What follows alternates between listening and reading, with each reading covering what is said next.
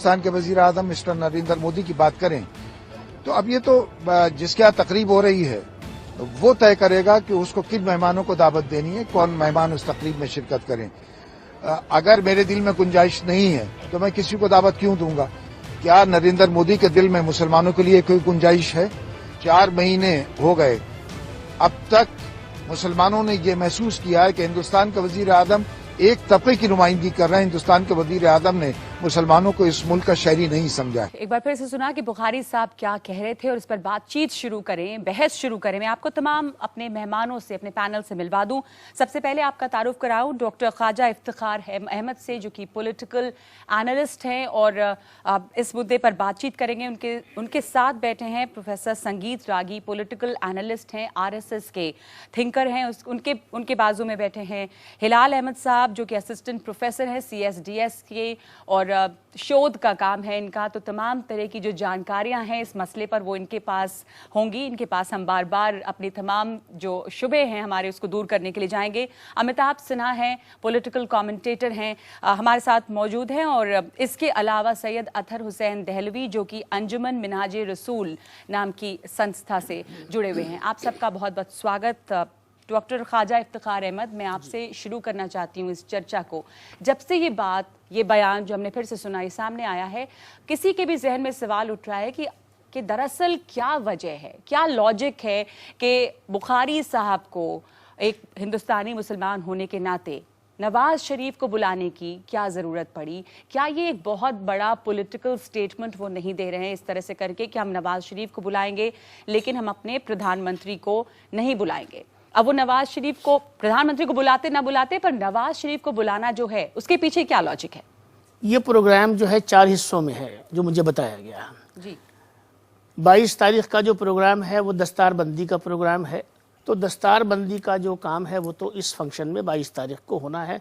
उसमें किसी पॉलिटिशियन को या किसी गवर्नमेंट के आदमी को या बाहर के किसी शख्स को मुझे नहीं। मैं दोबारा से सवाल सिर्फ ये पूछना चाह रही हूँ, जिस भी कार्यक्रम में बाकी पॉलिटिशियंस को, जिसमें कि सोनिया गांधी भी शामिल है, वो जाए ना जाए वो बात की बात है, राजनाथ सिंह भी हैं, डॉक्टर हर्षवर्धन भी हैं, नवाज शरीफ भी हैं, उसमें उन्होंने जो बाज़ाब्ता बयान दिया कि हम नरेंद्र मोदी को बुलाना नहीं चाहते क्योंकि हमारे दिल में कोई जगह नहीं है, और दूसरे की प्रधानमंत्री नवाज शरीफ जो है पाकिस्तान के प्रधानमंत्री, उनको एक ऐसे वक्त में बुलाना जब आपके बॉर्डर पे सीज फायर वायलेशंस लगातार हुए हैं, वहां पर एक तनाव है, आपकी जो बातचीत है दोनों मुल्कों की वो बंद है। तो ऐसे में बुखारी साहब क्या एक PR जो होता है उसके तौर पे काम कर रहे हैं, PR एजेंट के तौर पे पाकिस्तान के काम कर रहे हैं? जब हम कोई पब्लिक स्टेटमेंट देते हैं जी, तो हमें एक जिम्मेदार स्टेटमेंट देना चाहिए और हमें ये देखना चाहिए कि इसके क्या रिपरकशंस हो सकते हैं, क्या इसके आफ्टर कॉन्सिक्वेंसेस हो सकते हैं।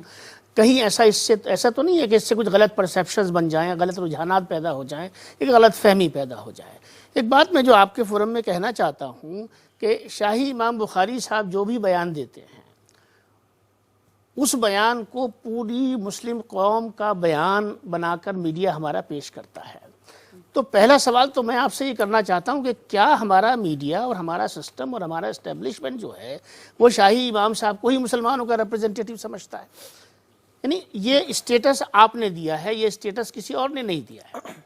इसमें हो सकता है कि कुछ हद तक एक सच्चाई हो, लेकिन पॉलिटिकल पार्टीज ने उनको बनाया है, क्योंकि ये तमाम मिसालें हैं कि चाहे बीजेपी हो, चाहे कांग्रेस हो, चाहे समाजवादी पार्टी हो, वक्त वक्त पर आप शाही इमाम के पास, हालांकि मैं उनको शाही इमाम नहीं कहना चाहती पर आपने इस्तेमाल किया लफ्ज फिर से, उनके पास जाते रहे हैं, उनसे इंडोर्समेंट लेते रहे हैं। 2004 में बीजेपी ने खुद पोस्टर्स छपवाए थे जिसमें उनकी फोटो थी बुखारी साहब की कि वो वाजपेयी को सपोर्ट कर रहे हैं। तो ये पॉलिटिकल पार्टीज ने उनका इस्तेमाल किया है और वो इस्तेमाल होते आए हैं पॉलिटिकल पार्टी से, मीडिया ने नहीं बनाया उनको रिप्रेजेंटेटिव। राजनीतिक दल चाहे वो कोई भी हो, अभी तक की जो परिभाषा रही है उसमें सिंबॉलिज्म जो है वो बहुत अहम रहता है। और भारतीय मानसिकता, नेहरू के जब उन्होंने सत्ता ली अंग्रेजों से तो उन्होंने सीधा स्वतंत्रता के बजाय उन्होंने ट्रांसफर ऑफ पावर किया और सिंबॉलिज्म के सहारे शासन की ज़्यादातर उन्होंने व्यवहारिकता रखी। और इसके नाते भारतीय मानसिकता भी सिंबॉलिज्म को बहुत ही रूढ़ मानने लगी थी। सिंबोलिज्म अब नहीं चलेगा राजनीति में। लेकिन अब तक सिंबोलिज्म हुआ है, पॉलिटिकल पार्टी ने इस्तेमाल किया है। मैं वहां आ रहा हूँ। और दूसरी बात, जो ये अब्दुल्ला बुखारी, अहमद बुखारी, जितने भी ये लोग हैं, ये लोग बाजीगर हैं, एक तरह के गिमिक्री करते हैं। अब जैसे इसे यही मसला है, मैं इसको कुछ ज्यादा नहीं मानूंगा, ऐसा मानूंगा कि जैसे एक कोई शो बिजनेस का आदमी अपने परसेप्शन को और अपनी इमेज को ज्यादा दिखाने के लिए कुछ भी किसी हद तक जाता है। शी स्टूप्स टू कॉन्कर एक बहुत फेमस नाटक है शेक्सपियर का, ही स्टूप्स टू कॉन्कर है। ये तो नीचे इस स्तर तक गिर सकते हैं यदि जीतने के लिए। और मुझे ऐसा लगता है कि ऐसी स्थिति में वो, पहले तो मैं एक बहुत मुद्दा उठाना चाहूंगा कि जो बुखारी साहब हैं वो सुन्नी हैं या शिया हैं, क्योंकि अब उस पर भी मैं चर्चा करना चाहता हूं कि सुन्नी जो है उसमें हदीस में तो ये कहा ही नहीं गया है कि इमाम कभी खानदानी हो सकता है। शियाओं में अलग व्यवस्था है, तो पहले ये तो तय करें कि सुन्नी है कि शिया है। डॉक्टर इफ्तिखार अहमद से मैं ये पूछना चाहती हूँ, जो आपने भी कहा कि वो एक तरह से पॉलिटिकल गिमिक्री है ये, या वो खुद को एक दफा फिर से पॉलिटिकली रेलेवेंट बनाने के लिए या लाइमलाइट में आने के लिए, या जो भी शब्द आप इस्तेमाल करें, अपने राजनीतिक सियासी फायदे के लिए वो इस तरह के बयान दे रहे हैं। जब उन्होंने बयान दिया, जो आप भी पहले कह रहे थे कि एक जिम्मेदार शख्स हैं आप, आपको पता है कि आपके बयान का असर हो सकता है, तो कुछ तो सोच समझ कर ही उन्होंने बयान दिया होगा। देखिए, इमाम साहब एक जिम्मेदार आदमी है और उन्होंने अगर कोई बयान दिया है तो जाहिर सी बात है कि वो कोई स्लिप ऑफ द टंग नहीं है, वो उनका सोचा समझा बयान है। वो ये मैसेज देना चाहते हैं, उन्होंने कॉन्शियसली बयान दिया है, और जो उनका स्टैंड और जो उनकी पोजीशन है वो उनकी कॉन्शियस पोजीशन है। और मेरे ख्याल से उसमें कोई किसी तरह की कोई उसमें दाएं बाएं की गुंजाइश ना तो सुनने वाले के लिए है और ना उनके लिए है। मैं ये समझता हूं बड़ी क्लैरिटी है उसके अंदर। सही मानते हैं या गलत, उनको देना चाहिए था या नहीं? हमें अपने प्राइम मिनिस्टर को, अपनी प्राइम मिनिस्टर की पोजीशन को, कोई ऐसा काम, कोई ऐसा बयान, कोई ऐसी जुबान इस्तेमाल नहीं करनी चाहिए, क्योंकि प्राइम मिनिस्टर के कद के साथ तो पूरे हिंदुस्तान का कद जुड़ा हुआ है। अभी जो ये बयान आया, अभी जो ये बयान आया, अतहर हुसैन दहलवी साहब, आपको लगता है कि इससे प्रधानमंत्री की जो कुर्सी थी उसकी एक तरह से बेइज्जती की गई? ऐसा बयान क्या देना चाहिए था? जो मैंने शुरू में सवाल पूछा था कि क्या इसे एक एंटी इंडिया मूव के तौर पर देखा जा सकता है कि आप एक ऐसे मुल्क के प्रधानमंत्री को न्योता दें जिससे इस वक्त एक तरह का टकराव भी चल रहा है, बातचीत बंद है?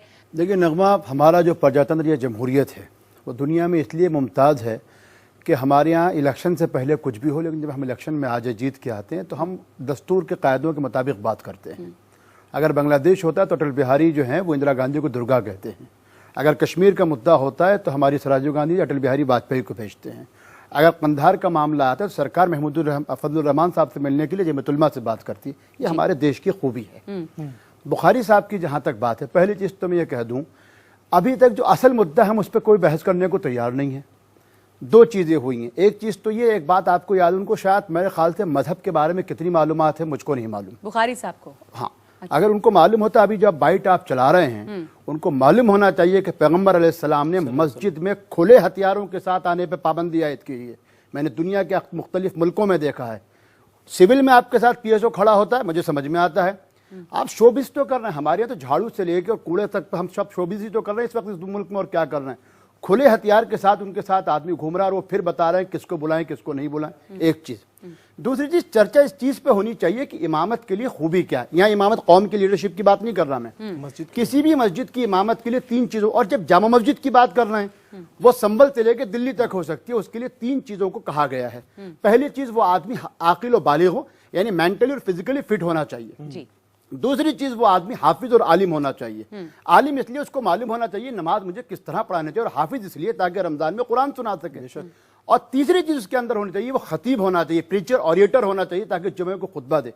19 साल का बच्चा जो अमेठी के अंदर अभी सेकंड ईयर का तालिब इल्म है, हाफिज और आलिम और खतीब की बात तो बहुत दूर, जिसने अभी कुरान को नाजरा नहीं पढ़ा, आप हिंदुस्तान के 25 करोड़ लोगों को ठग रहे हैं और आप बता नहीं रहे आप क्या कर रहे हैं।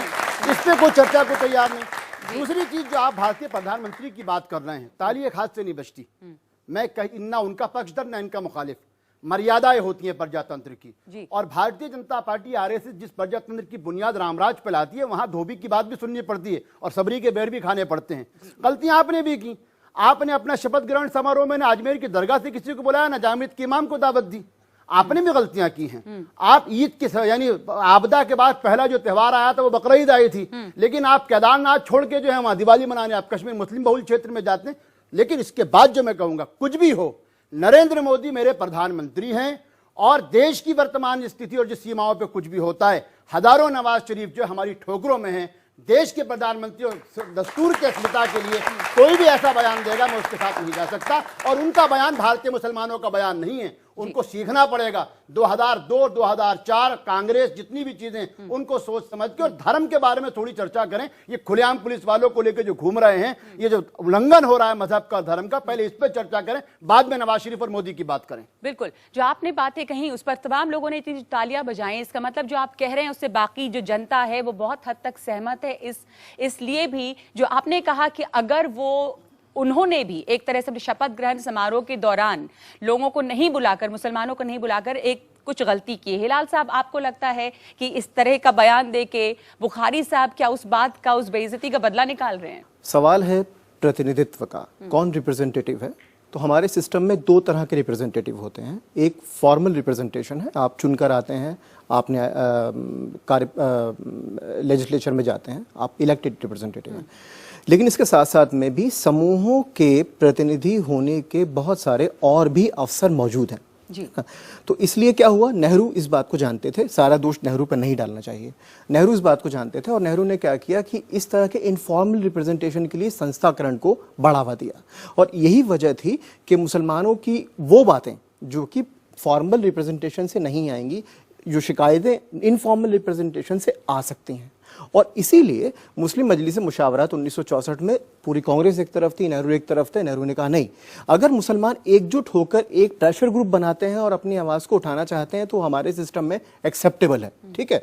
तो इसलिए ऐसे लोगों के लिए जगह बनती चलेगी। इंदिरा गांधी ने क्या किया कि उन्होंने संस्थाओं को तोड़ा, कांग्रेस को पार्टी के तौर पर तोड़ा और संस्थाएं जो और थी उनको नजरअंदाज करती चली गई और उन्होंने इंडिविजुअल उठाने शुरू कर दिए। भिंडरावाला हो, इनके वालिद अब्दुल्ला बुखारी हों, ये सब इंदिरा गांधी के चुने हुए लोग हैं, है? और इन लोगों ने जिस तरह से राजनीति की उसके तीन पक्ष हैं। मैं थोड़ा सा टाइम लूंगा आपका। वो तीन पक्ष मुझे लगता है बहुत इंपॉर्टेंट है क्योंकि वो विश्लेषण के दृष्टिकोण से निकलते हैं, हमारी रिसर्च से निकलते हैं। पहला पक्ष है कि जो स्थापित पूर्वाग्रह हैं, आप उन्हीं की राजनीति करते हैं। जैसे स्थापित पूर्वाग्रह अब की बातचीत में क्या है, मुसलमान पाकिस्तानी है ना, ये पहला स्थापित पूर्वाग्रह है। दूसरा स्थापित पूर्वाग्रह यह है कि मोदी और मुसलमानों के बीच में बहुत बड़ी दूरी है, आप इसी की राजनीति कर रहे हैं, पहली बात। दूसरी बात, एक रेडिकल पोस्चरिंग है आपकी, आप रेडिकली उग्र होकर कहते हैं मैं हूं। और तीसरा एक हीरोइज्म है, नायकत्व है कि मैं ही हूं और मेरे दिल में इतनी जगह नहीं है। तो मुझे ऐसा लगता है कि ये खास तरह की राजनीति है और इनके तीनों ये आयाम हैं। तो जरूरत ये क्या होता है कि एक तरह की सांप्रदायिकता दूसरी तरह की सांप्रदायिकता को कॉम्प्लीमेंट करती है। हम दिल्ली के माहौल से बहुत अच्छी तरह से परिचित हैं।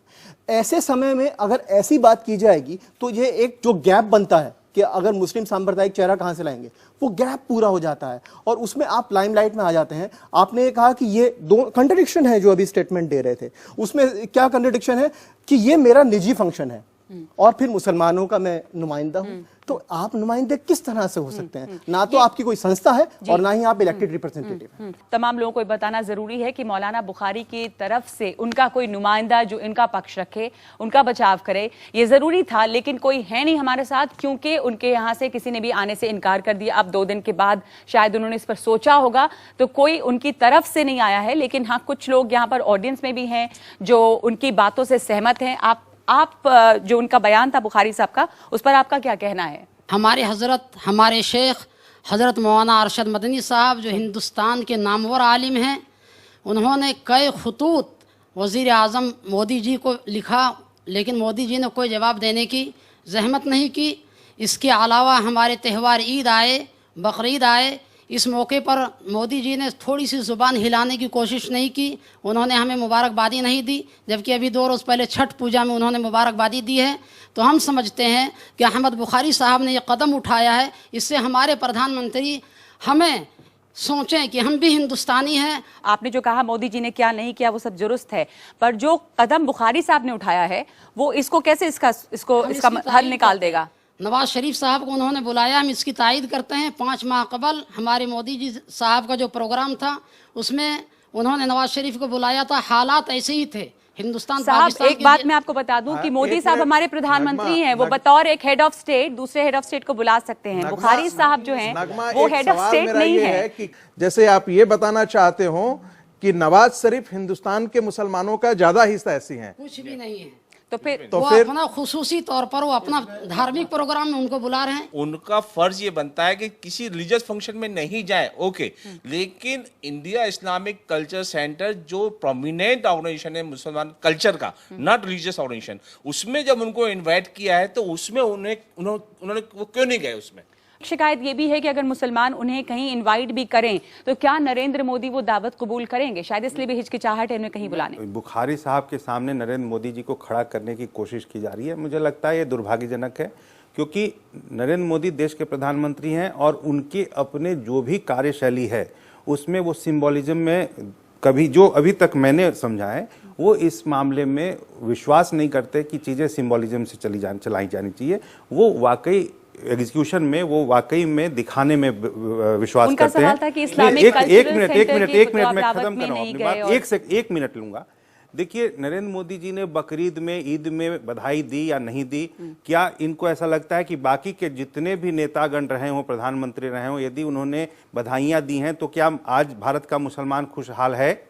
मेरा कहना यह है कि किसी भी सूरत में नरेंद्र मोदी आज की तारीख में हिंदुस्तान के वजीर आजम हैं और हिंदुस्तान के वजीर आजम का आदर करना, सम्मान करना मेरा कर्तव्य है और मेरा आदर सम्मान करना उनका कर्तव्य है। ये एक अपनी चीज है। लेकिन एक जो परेशानी की बात आती है, बुखारी साहब जैसे लोग हों या मठाधीश हों या योग कोई भी हो, इन लोगों को जब बढ़ावा क्यों मिलता है? इसकी वजह ये होती है कि हम खास चेहरे ढूंढ लेते हैं। परेशानी की बात यह है कि आप एक दिन पहले ऐलान करते हैं, मैं अपनी बात संक्षेप में कह रहा हूं, विरोधाभास जो है, शोबिस का हर चीज जो बन, उसकी वजह यह है कि भाई अभी आपको मालूम होगा कि शायद सिन्हा साहब भी नहीं जानते, बीजेपी नहीं जानते हो कि दावे के साथ कह रहा हूं मैं, अभी 11 नवंबर को हिंदुस्तान की बहुत बड़ी शख्सियत का, कांग्रेस भी भूल जाती थी उनको, 125वां जन्मदिन है। ऐसा व्यक्ति जिसने कहा कि इसी जामियत के मेंबर से कहा था कि पार्टीशन जो है वो मेरी लाश पे बनेगा, मैं छोड़ के नहीं जाऊंगा, यानी अबुल कलाम आजाद, देश का प्रथम शिक्षा मंत्री, जिसने जो है देश को ललित कला एकेडमी, साहित्य कला परिषद, IIT दिया है। लेकिन नरेंद्र मोदी जी ने ट्वीट करके अभी तक यह भी नहीं कहा, वो तो ये तो कहते हैं कि भाई सोनिया गांधी बाहर चली गई हैं इसलिए नेहरू की तो हम मना लेंगे, लेकिन आपको अबुल कलाम आजाद याद नहीं आते। तभी तो ये सिंबॉलिक लोग खड़े होकर कहते हैं और फिर ये हमको शंका में डालते हैं पाकिस्तान नक्कल। हम अगर पाकिस्तान हमको पसंद होता तो हम जिना को कूद फुटकार के जो है नेहरू और गांधी को अपनाते। जो तमाम मुसलमान हैं, बाकी मुसलमान, क्या इमाम बुखारी ने बयान देकर उनके लिए एक बखेड़ा, एक मुसीबत खड़ी कर दी है कि हम बार बार इस बात को दोहराएं, बताएं कि हमें इमाम बुखारी से हम सहमति नहीं रखते, और आपको एक तरह से अपना नेशनलिज्म दोबारा से ये बताना पड़ रहा है कि हम अपने प्रधानमंत्री को मानते हैं, या बताने की दोबारा जरूरत पड़ रही है? एक उन्होंने एक अजीब सी सिचुएशन खड़ी कर दी है मुसलमानों की, क्योंकि वो एक जो बात कर रहे थे वो तमाम मुसलमानों के नुमाइंदे के तौर पर ही बात कर रहे थे। जो नेशनलिज्म साबित करने की बात है उसमें दोनों शामिल है। देखिए, राष्ट्रीय स्वयंसेवक संघ की अगर आप पूरे इतिहास उठाकर देखें तो उसमें जो गोवलकर हैं, गुरुजी के नाम से जाने जाते हैं, उनके किताब है बंच ऑफ थॉट, और उसमें सवाल उठता है कि भाई ज्यादातर लोग जो यहाँ पर हैं मुसलमान, वो जो है वो कन्वर्ट है। ये बात सही है, हाँ जी कन्वर्ट है। तो गुरुजी से सवाल पूछा गया, ये तो हिंदू थे पहले, तो अब इन्हें क्या करना चाहिए?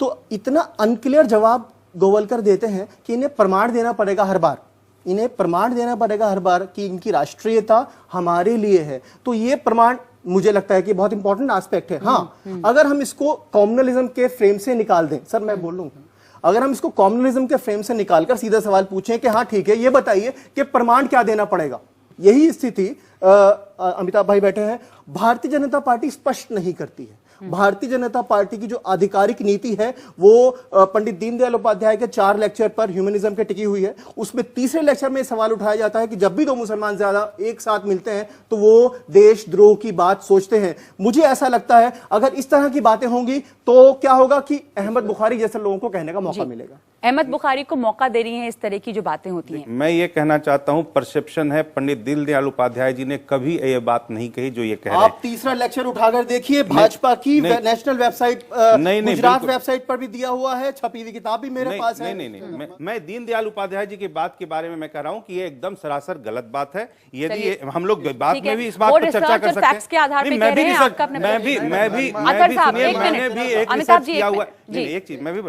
मैंने भी रिसर्च किया, मैं भी एक जेएनयू का एक रिसर्च स्कॉलर रहा हूं, इसलिए ऐसी बात नहीं कि जो एक आदमी रिसर्च करता है तो दूसरे आदमी ने। ठीक है, ठीक है। सोशल साइंसेज में हमारी एक बड़ी विडंबना है कि हम अपने तर्क और अपने फैक्ट अपनी कन्वीनियंस के अनुसार चुनते हैं।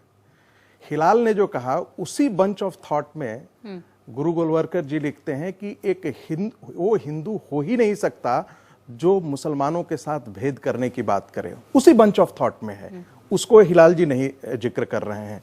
वो बार बार इस बात को कहते हैं कि इस प्रकार के डिफरेंशिएशन नहीं होने चाहिए समाज के अंदर, इससे सामाजिक और राष्ट्र के अंदर आपसी वैमनस्यता बढ़ेगी, ये नहीं होना चाहिए। कहीं पे आपको अपने आप को प्रमाण देना पड़ता है, कहीं आपसे कोई प्रमाण मांगता है। मैं आपको थोड़ी मुख्तसर बात कहूंगा। हम गवर्नेंस की बात करते हैं, हमारे पास गवर्नेंस की मिसाल होती है राम से जब चलेंगे, भाई इस्लाम से पहले है ना राम, तो जब आप बात आएंगे आपको गवर्नेंस महाराणा प्रताप में मिलता है, आपको गवर्नेंस शिवाजी राजे में मिलता है, आपको गवर्नेंस आते आते सरदार पटेल में मिलता है। और इन तीनों के साथ मुसलमानों के अच्छे संबंध हैं। परेशानी कब होती है? जब आरएसएस और बीजेपी इनको ये कह के पेश करती है ये हिंदू हृदय सम्राट हैं। दिक्कत वहां होती है, कोई ये नहीं बताता कि महाराणा प्रताप के लिए लड़ने वाला जो फौजी जो कमांडर था वो मुसलमान था। कोई ये नहीं बताता कि शिवाजी राजे का जो असल बॉडीगार्ड था या उनकी जो तोपची का जो इंचार्ज था वो मुसलमान था। कोई ये नहीं बताता कि उसी सरदार वल्लभ भाई पटेल ने दिल्ली के अंदर पहला स्पेशल कमिश्नर जो है वो खुर्शीद आलम खां को नियुक्त किया था। जब आप शख्सियतों को बांटते हैं, इतिहास में क्या मुझको नहीं मालूम, मैं आज सिन्हा साहब से संघ से मतलब संघ से पूछना चाहता हूं। मुझको ये कहना पड़ता है अफजल गुरु को किसी सूरत में मैं कबूल नहीं करूंगा, मुझको कहना पड़ता है कि कसाब की लाश को मैं दफन नहीं होने दूंगा। ये राष्ट्र प्रमाण नहीं, मेरी अंतरात्मा मुझसे कहती है कि ऐसे किसी देशद्रोही को पसंद नहीं करूंगा, क्योंकि मैं अबुल कलाम आजाद को मानता हूं जिन्होंने ये कहा था कि अगर मुझको आप स्वराज और हिंदू मुस्लिम एकता की बात करेंगे तो मैं स्वराज को ठुकरा दूंगा, हिंदू मुस्लिम एकता को नहीं छोड़ूंगा। ठीक है, मगर परेशानी यह होती है, मुझे परेशानी उस वक्त होती है जब मैं देखता हूं कि साहब भारतीय जनता पार्टी की सहयोगी पार्टी अकाली दल वो भिंडरावाले को जो है शहीद का दर्जा दे देती है, इंदिरा जी के कातिलों के लिए शहीदी दिवस मनाती है, भल्लर को जिंदा शहीद कहती है। मुझे तब होता है कि भाई आप उनके लिए आपका मापदंड अलग है, मेरे लिए अलग। तब बुखारी साहब जैसे लोग खड़े होते हैं। बुखारी जी ने जो भी किया है वो अपने व्यक्तिगत कारणों से किया है और उस व्यक्तिगत कारणों में उनकी अपनी दुकानदारी बंद होती थी, इसलिए उन्होंने किया। ठीक है। अब उसके बेसिस पे यदि वो नवाज शरीफ को मोहरा बनाए, नरेंद्र मोदी को मोहरा बनाए, हम लोग यदि उसके लिए सब लोग यहाँ बैठे हुए हैं उनके इस दुकानदारी को दोबारा चलवाने के लिए जितनी चर्चा कर रहे हैं, मुझे लगता है गलत है। और इसलिए इसको इतना ही कहना मेरे लिए काफी होगा कि अब मौलाना जो बुखारी साहब हैं ये अपने आप में इरेलेवेंट हो चुके हैं। इस्लाम में भी मैं यही सवाल आप सब लोगों से पूछना चाहती हूँ, आपसे शुरू करना चाहती हूँ, क्या मौलाना बुखारी अब इरेलेवेंट हो चुके हैं? ये कहना कि बुखारी साहब मुसलमानों के नुमाइंदे हैं, इस पर मैं ये कहना चाहता हूँ कि हिंदुस्तान के 25 करोड़ मुसलमानों की ये बुनियादी दिक्कत है कि उनके पास कोई लीडर नहीं है। हमारे पास बहुत सारी वॉइसेस हैं, उनमें से एक वॉइस मौलाना बुखारी की वॉइस भी है। और उनको जो बढ़ावा दे दिया है वो सियासी पार्टियों ने दे दिया है। वो चूंकि कमी है नुमाइंदों की, कोई लीडरशिप की, इसी वजह से बुखारी साहब जैसे लोग यहाँ पर पनपते हैं। हिलाल साहब देखिए, हमने ये सवाल पूछा भारत के मुसलमानों से 2008 में और सीधा सवाल पूछा कि क्या मुस्लिम लैक ऑफ लीडरशिप आपके लिए समस्या है।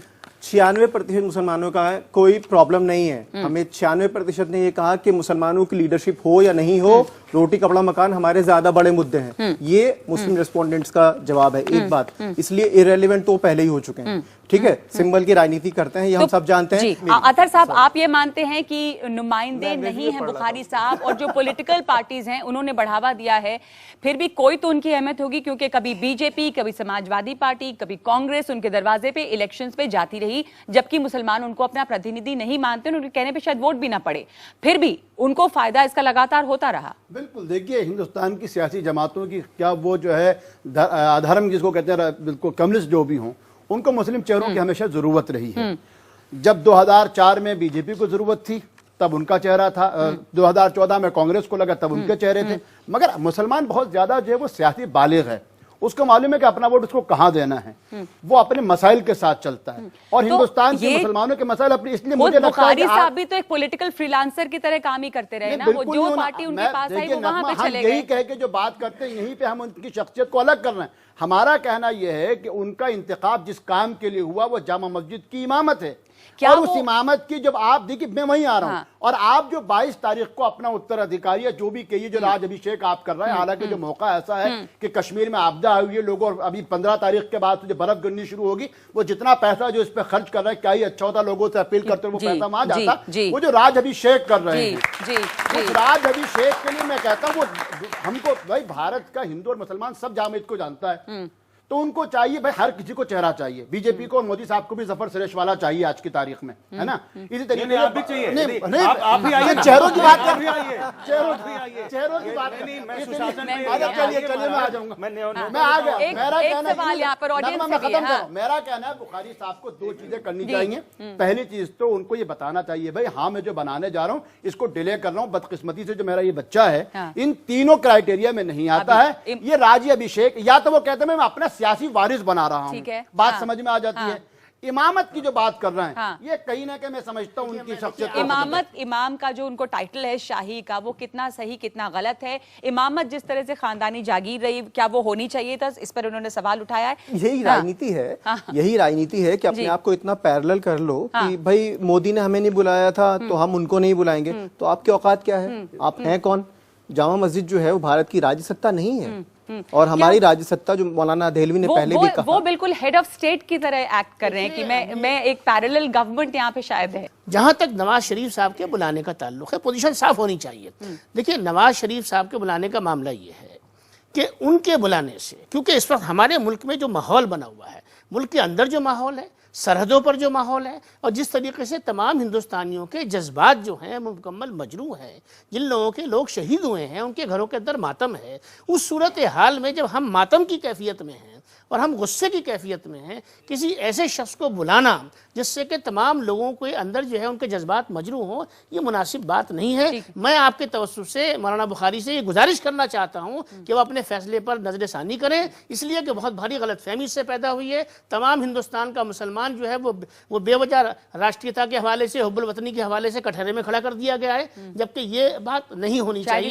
सूरत हाल को साफ होना चाहिए, क्योंकि अभी बात ये हो रही है, क्योंकि अभी ये बात ये हो रही है कि 125 करोड़ हिंदुस्तानियों को लेकर साथ चलना है, तो अब हमें उस माहौल की तरफ बढ़ना चाहिए, न कि हमें उस माहौल की तरफ बढ़ना चाहिए जहां पे हम एक दूसरे से बट रहे हैं।